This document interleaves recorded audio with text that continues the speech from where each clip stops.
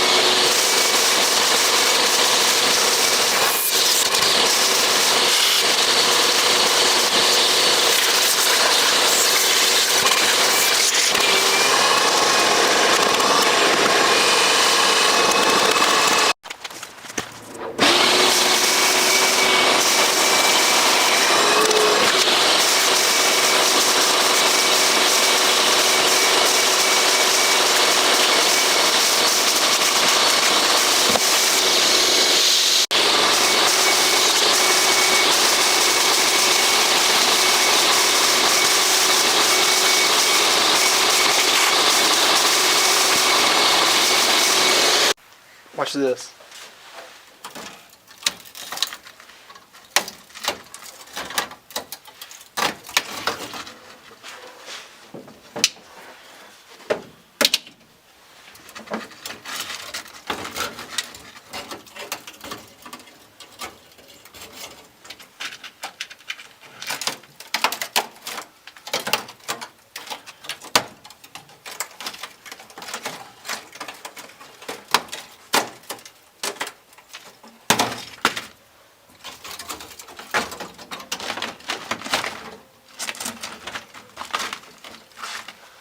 That's the gas tank right there.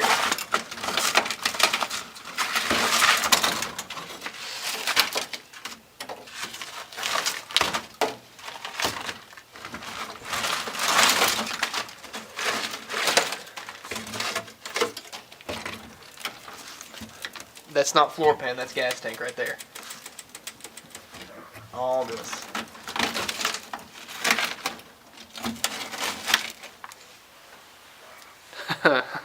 Nice. So we look right in there.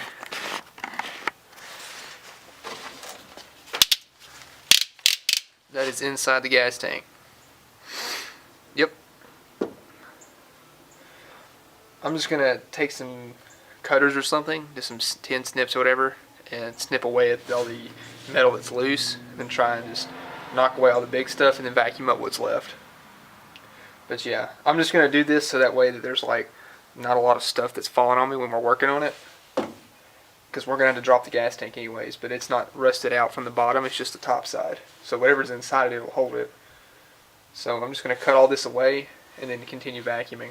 So that's pretty much as far as I'm gonna clean it. Now surprisingly, it's not as bad as I expected it to be. I thought that everything was gonna be gone, but if you look over here, this side is actually really nice. I was amazed. You know, all this isn't rusted out yet, and the trunk, like the quarter extensions, are still pretty nice on both sides actually. Obviously, the worst spot is right in the middle. I think what had happened was, since that it kind of dips down in the middle like that, all the water or whatever just got stored in here, because it had the trunk mat still in it. Whenever I popped the trunk, I pulled it out before I started videoing. But I think all that just held moisture right in the bottom here and rusted out the top of the tank, which it's not as bad as some of the ones I've seen before. Seen a lot worse. So, I mean, I'm going to replace the gas tank anyways, regardless of how good it was, and I'm going to replace the entire floor pan. So this really isn't that big of a deal. It's just spot welds and weld it back in. So we can definitely do that. New gas tank, new floor pans and everything. So that's about as far as I'm going to go with it, as far as like vacuuming it out. But now I have an idea of what I have and what I don't have, so it's not bad. It's just sheet metal, so we can definitely replace it, make it work. Believe it or not, this is actually a rare option on this car. The trunk floor delete is actually only something you can find on the SE trim, and I think maybe like less than 1,000 of these were made with the trunk floor delete. So if you see this, you know you have a rare car. So the package tray here, all this material on top of it is basically ruined. So I'm going to try and pull this out and see what's under it.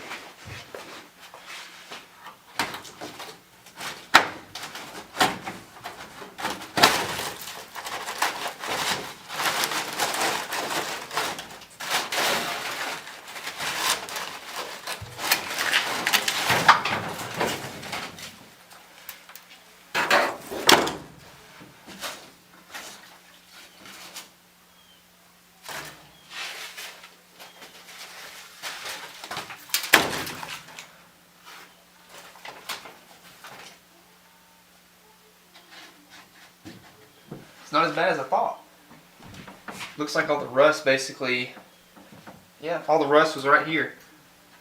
All this it caught all the water up here, and all this is still pretty good. Because I was worried about this corner right here. I thought that it was going to be ruined because this corner right here is pretty rough.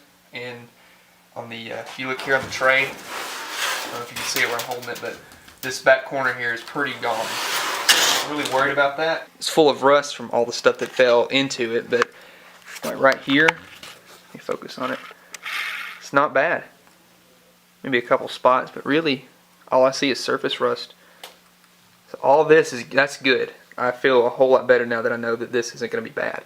So I think the fuel pump might be bad on the Charger, which is why I was running it off a bottle. I think that the hose wasn't reaching the gas in the jug. So what I've done is actually taken and extended that fuel line here, added a filter there so that way I could add to new hose, and ran it to a jug outside the car. That way it has plenty of fuel. I know the hose is actually reaching in that one, and then we'll see if the fuel pump's any good. I'm going to feed it off the bottle just to get it started, and then hopefully it'll pick up some fuel.